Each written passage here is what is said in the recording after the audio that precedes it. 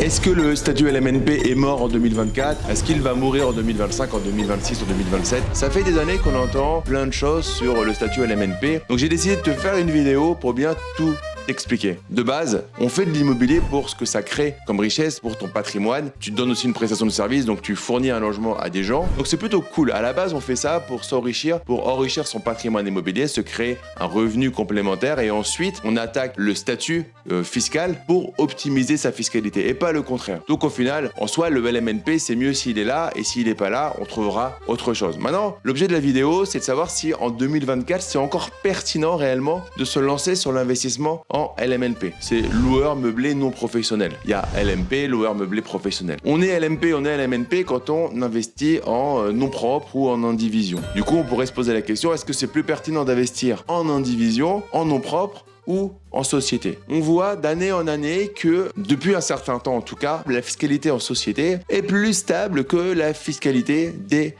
personnes physiques, des particuliers. On pourrait aller par rapport à ça sur la société. Mais il y a un magnifique statut qui s'appelle le LMNP, qui a plusieurs avantages. L'un des avantages, c'est que tu peux amortir le montant de ton bien immobilier, mais qu'au moment de la revente, tu bénéficies de l'imposition sur les plus-values des particuliers. Ça veut dire que, imaginons que tu achètes une télé et tu amortis cette télé, elle est amortissable sur 5 ans. C'est-à-dire que tu achètes une télé à 1000 €, chaque année, tu vas amortir 200 €. Donc la première année, ta télé, en fait, comptablement, elle ne vaut plus que 800 €, etc. Et à un moment, elle vaut 0 €. Pour un bien immobilier qu'on va amortir, non, c'est le même principe. En fait, quand tu l'amortis, ça veut dire qu'il se déprécie. Ça veut dire qu'à un moment, il vaut moins d'argent. Ça veut dire que ton bien immobilier, imaginons que tu l'amortis sur 30 ans. À la fin des 30 ans, la valeur comptable, elle est à 0 €. À la fin des 30 ans, comme la valeur, elle est à 0, ce qu'on appelle la valeur nette comptable. Si tu veux plus de détails, je te mets une vidéo où je prends vraiment le temps de t'expliquer encore plus en détail cette partie-là. Mais en gros, à la fin des 30 ans, ton bien valeur 0 comptablement. Si tu le revends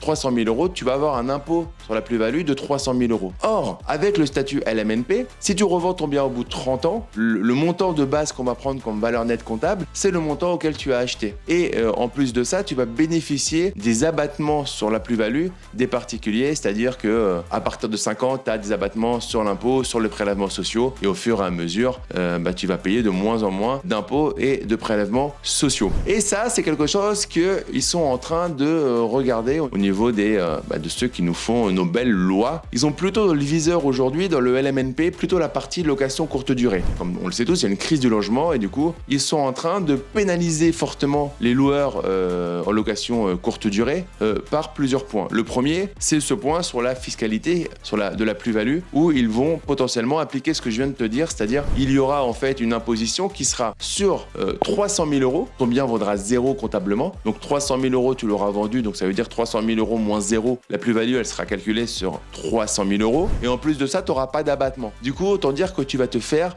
juste éclaté. Tu vas payer environ 35%, 37% d'impôts sur l'ensemble du montant, donc plus de 100 000 €. Il va te rester moins que le montant que tu as remboursé à la banque. C'est quand même fortement pénalisant. Donc c'est pas encore passé. C'est pas pour le LMNP longue durée pour l'instant, mais vraiment pour les locations de tourisme. Alors honnêtement, mon point de vue, c'est qu'ils vont commencer là-dessus et une fois que la pilule va être passée, ils vont le mettre pour tous les LMNP. Mais ils sont en train d'attaquer même d'autres choses. Il y a la réduction des avantages du microbic. Ils ont baissé le plafond du microbic. Le microbic, ça permet à partir d'un certain plafond d'avoir un abattement qui est très intéressant, qui était très intéressant et qui était assez haut. Donc jusqu'à 188 700 € pour les meublés de tourisme classés, par exemple, pour te donner une idée, tu avais un abattement à hauteur de 71%. Et là, en fait, ce qu'ils sont en train de faire, ils sont en train de descendre le montant du plafond du microbic. Donc, ça veut dire que, tiens-toi bien, de 188 700 € à 77 700 €. Donc, tous ceux qui s'étaient mis sur le montant à 188 000 €, autant dire que ça va faire mal. L'abattement qui était à 71%,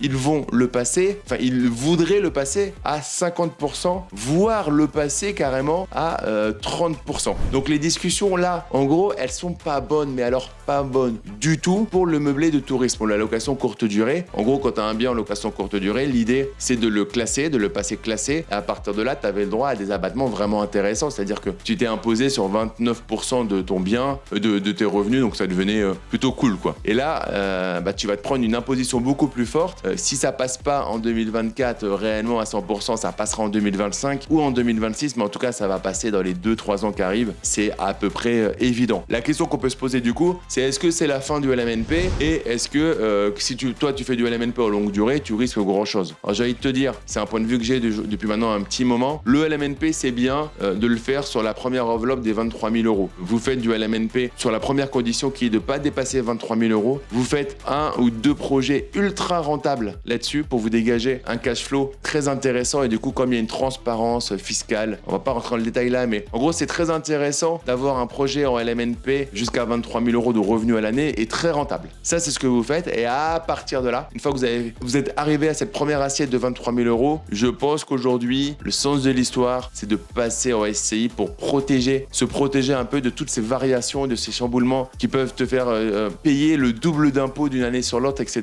Et c'est très très stressant et très impactant pour votre trésorerie. Le statut LMNP pour moi il est pas mort. Au fur et à mesure des années, et cette vidéo ne disparaîtra pas, mon point de vue c'est qu'on gardera une seule des conditions qui est le seuil des 23 000 euros. Les autres conditions elles vont exploser. En tout cas, le statut LMNP pour les autres conditions ne sera plus avantageux par rapport à la plus-value, par rapport aux abattements, par rapport au micro-BIC, etc. Je voulais quand même te faire cette vidéo sur ce statut. Donc on parle de la loi de finances 2024, c'est assez technique, mais c'est très important si tu veux investir dans l'immobilier ou si tu as déjà investi dans l'immobilier et que tu te poses des questions par rapport à ton patrimoine, c'est quand même important de faire de la veille si tu veux être un investisseur aguerri, un investisseur rentable, un investisseur intelligent. Si tu as aimé cette vidéo, en tout cas n'hésite pas à la liker, à la partager et à abonne-toi à la chaîne. Et mets-moi en commentaire où t'en es toi de ton projet. Est-ce que tu investis plus en LMNP, en SCI? Est-ce que tu te poses la question? Est-ce que tu es passé il n'y a pas longtemps en LMNP? Voilà, mets-moi où t'en es dans les commentaires. Je lis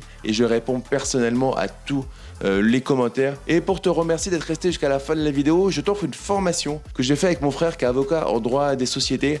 C'est une formation sur la simplification du droit. Donc si c'est des sujets qui t'intéressent, tout ce qui est LMNP, SCI, le côté juridique, quand est-ce que je vais d'un côté, quand est-ce que je vais de l'autre, comment je fais, va chercher cette formation offerte. Tu verras, elle est dans la description de la vidéo. C'est cadeau. Et ce que je te demande juste en retour, s'il te plaît, c'est de ne pas rester du côté des consommateurs, c'est de passer à l'action, d'être un producteur, de mettre en place une petite action pour parler la magie des effets cumulés, vraiment changer ta vie, changer les choses et avoir un quotidien qui ressemble à ce que tu as vraiment envie de faire. Je te souhaite le meilleur et je te dis à très vite pour une prochaine vidéo. Ciao!